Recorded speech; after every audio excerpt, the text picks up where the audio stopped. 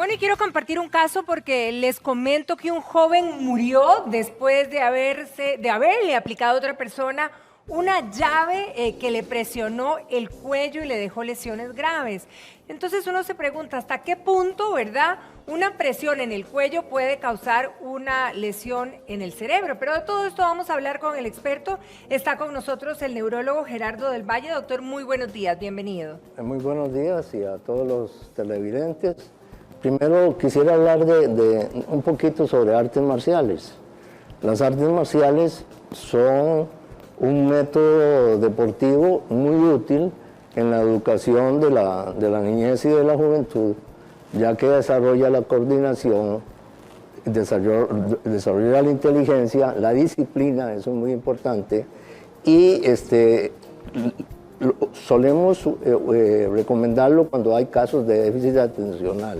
Bien. Porque aprende. Ahora, el caso que murió no es el que yo voy a presentar, ese fue de oídas. Yo voy a presentar otro caso.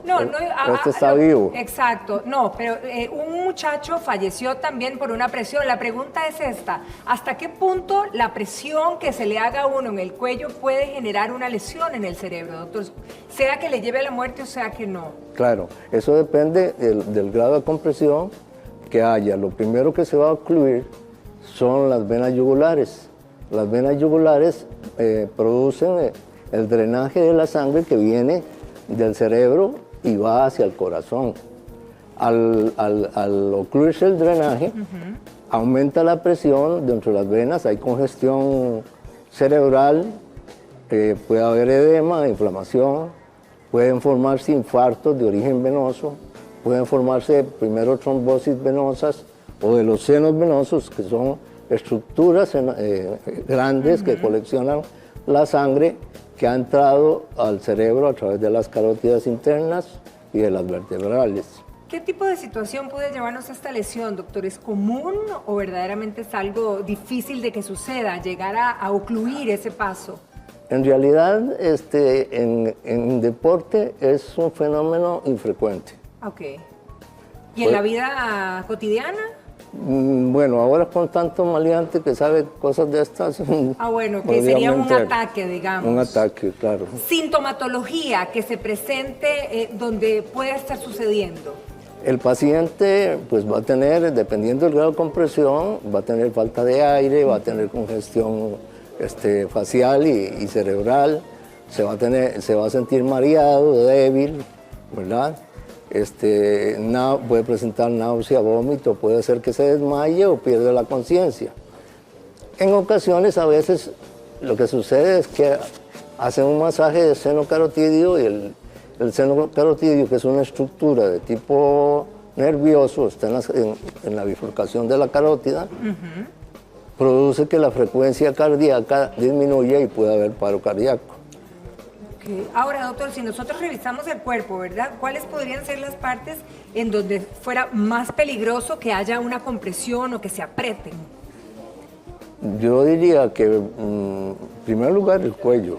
El cuello definitivo. Sí, y las partes más sensibles que no necesariamente van a provocar un daño que ponga en peligro la vida serían las glándulas mamarias y los genitales. Ok, entonces son las más sensibles. Vamos a ver unas imágenes como para ilustrar un poquito, ¿verdad?, lo que pueda pasar en nuestro cerebro.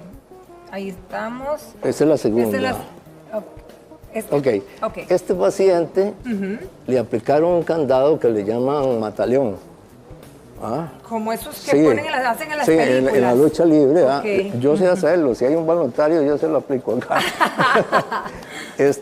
Y el instructor estaba explicando a sus alumnos sobre cómo se hace y se olvidó del paciente, hasta que se desmayó. No puede ser. Sí. Bueno, aquí tenemos un candidato. A ver, Alberto, hágale esa llavecita, usted que tiene experiencia.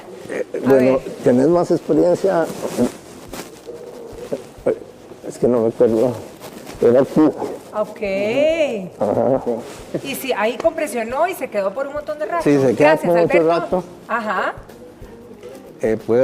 Puede provocar lesión cerebral si lo hago con fuerza.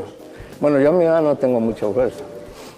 Eso lo dudo, doctor. Sí, debe tener mucha suerte, mucha fuerza más bien. ¿Y Bueno, qué pasa, digamos, a nivel de cerebro? En este paciente se desmayó, luego recuperó la conciencia, no podía hablar, se sentía débil, mareado.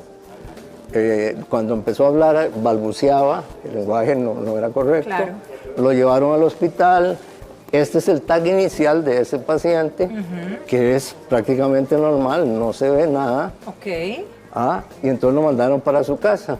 Y el médico asumió que le habían hecho masaje carotídeo y que había hecho un paro cardíaco y se había recuperado. Ok. Pero el paciente continuó mal y acudió a mi consulta, yo lo examiné Sí. y yo le encontré problemas sensitivos, motores y trastornos del lenguaje, que se llaman disfasias. Y entonces vemos la otra, Ok, la imagen número 2. la siguiente imagen. O sea, ¿ese es el mismo cerebro? Es el mismo cerebro, pero 3 o 4 días después, Después. en una resonancia, ya no en un TAC. Ok.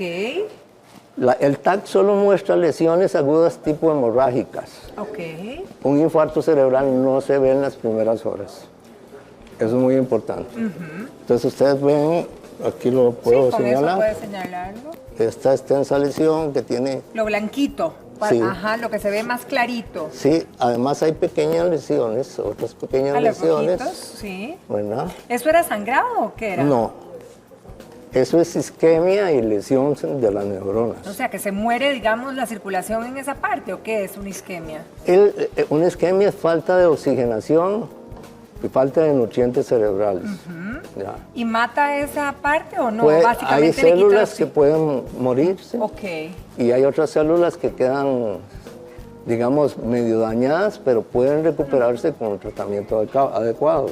Digamos, en este caso, en este panorama, Aquí ¿había se ve más. posibilidad de recuperación, doctor? Sí, de hecho el paciente empezó a recuperar más o menos a los 5 o 6 días, ya estaba trabajando y únicamente presentaba algunos trastornos en el lenguaje, ¿verdad?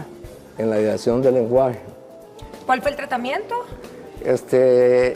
En este momento, ahora, está con antiagregantes plaquetarios, Ah, ok.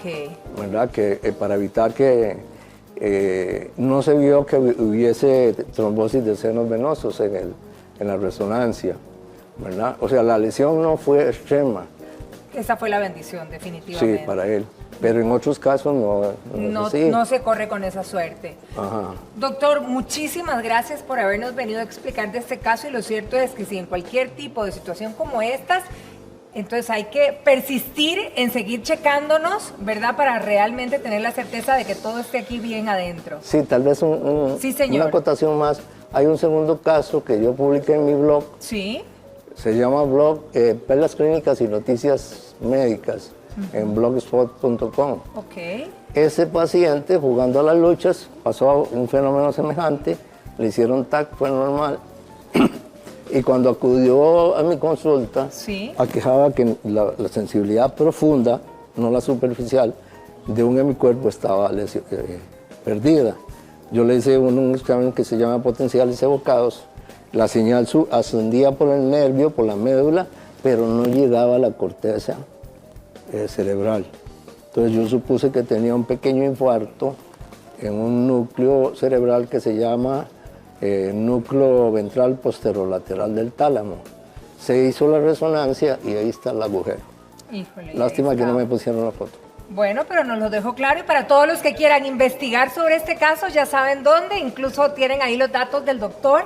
Y de verdad que muchísimas gracias, Doc. Y en Gracias buena a hora por ustedes. tener ese buen ojo diagnóstico para ese paciente. Gracias Bueno. a Dios.